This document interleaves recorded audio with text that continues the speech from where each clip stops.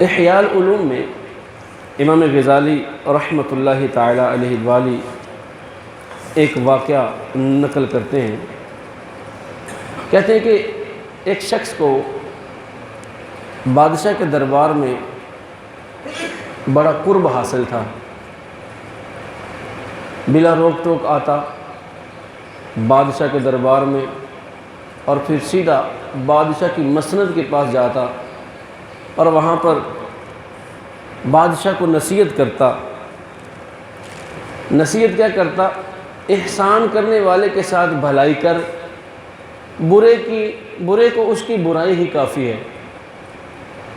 احسان کرنے والے کے ساتھ، بھلائی کرنے والے کے ساتھ بھلائی کر، اور جو برائی کرنے والا ہے اس سے درگزر کر کہ اس کی برائی اس کو کافی ہے۔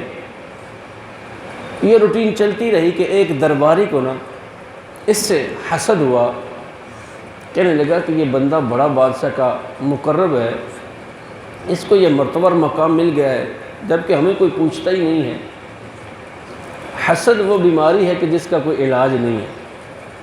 خیر، ایک دن بادشاہ کے قریب گیا، جب وہ بندہ نصیحت کر کے چلا گیا تو بادشاہ کو کہتا ہے کہ بادشاہ سلامت، یہ جو آپ کا مقرب ہے، جس کو آپ بڑی اہمیت دیتے ہیں، جس کو بڑی آپ عزت افزائی کا مقام دیتے ہیں، یہ تو آپ کے بارے میں اول فل بکتا رہتا ہے، یہ کہتا ہے کہ بادشاہ کے منہ سے بدبو آتی ہے۔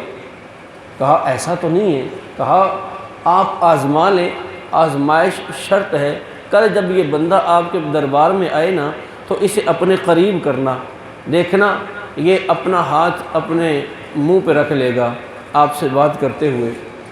بادشاہ نے کہا ٹھیک ہے، کل ہی آزما لیتے ہیں۔ اگلے دن وہ جو حاسد تھا، درباری تھا، اس نے اس اللہ کے نیک بندے کی دعوت کی کہ میرے گھر میں آپ کی دعوت ہے۔ منت سماجت کر کے اس کو گھر بلا لیا اور اس کو خوب کچا لہسن وغیرہ ایسے کھانا کھلایا جس سے منہ میں اسمیل پیدا ہو جاتی ہے۔ بادشاہ کو تو اس نے پہلے ہی کان بھرے ہوئے تھے۔ جب اگلا دن آیا، وہ نصیحت کرنے کے لیے دربار میں پہنچا تو بادشاہ نے کہا کہ میرے قریب آؤ، آج میرے قریب ہو کے ذرا مجھے نصیحت کرو۔ اب وہ گھبرا گیا کہ اس کے منہ سے اسمیل آ رہی تھی کہ بادشاہ کو تو تکلیف ہوگی۔ اس نے اپنا ہاتھ منہ پہ رکھا اور بادشاہ کو نصیحت کی۔ بادشاہ جب کسی کو انعام و اکرام سے نوازتا تو اپنے ہاتھ سے اپنے عامل کی طرف، اپنے گورنر کی طرف رکا لکھا کرتا کہ اس کو اتنے انعام سے نواز دیا جائے۔ بادشاہ نے کبھی اپنے ہاتھ سے کوئی بھی کہ حکم ایسا صادر نہ فرمایا کہ جس سے اس کی رعایا کو تکلیف پہنچتی ہو۔ اس نے رکا لکھا مہر لگائی اور کہا کہ یہ لو فلاں میرے گورنر کے پاس چلے جاؤ۔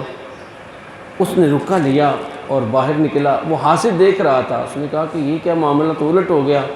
بادشاہ جب لکھتا ہے تو کسی کے لیے انعام ہی لکھتا ہے، لیکن بادشاہ نے آج اس کے برعکس لکھا تھا۔ بادشاہ نے رکے پہ لکھا کہ یہ بندہ تیرے پاس آ رہا ہے، اس کو قتل کر دینا، قتل کر کے اس کی چمڑی اتارنا اور اس کی چمڑی اتار کے اس میں بھوسا بھر کے میرے پاس بھیج دینا۔ کہ یہ کیا، اس کی جرت کیسی ہوئی؟ یہ کہتا ہے کہ بادشاہ کے منہ سے بدبو آتی ہے، بادشاہ کے شان میں گستاخی کر رہا ہے۔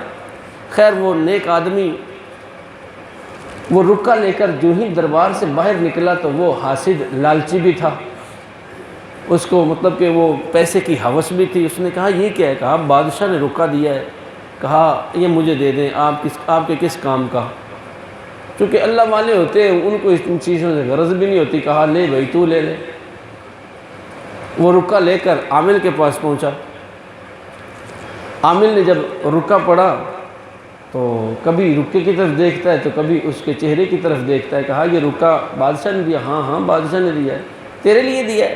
ہاں ہاں میرے لیے دیا ہے۔ کہا پتہ ہے اس میں لکھا کیا ہے؟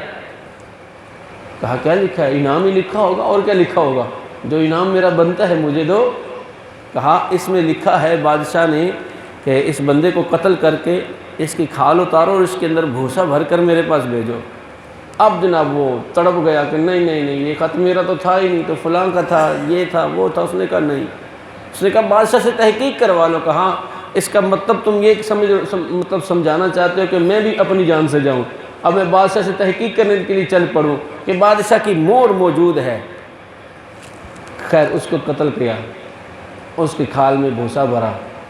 اگلا دن آیا تو وہ جو نیک شخص تھا وہ اسی طرح دربار میں حاضر ہوا۔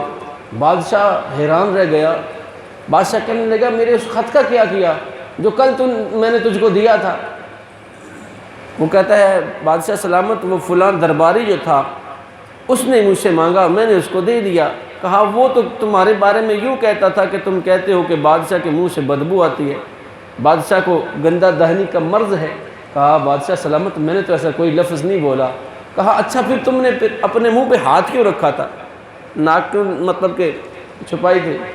کہا اے بادشاہ سلامت اس بندے نے پرسوں جو ہے مجھے دعوت دی اور میں نے اس کی دعوت کو قبول کر لیا۔ اس نے مجھے کچا لہسن مولی پیاز وغیرہ کثرت سے کھانے میں کھلا دیا جس سے میرے منہ میں اسمیل پیدا ہو گئی۔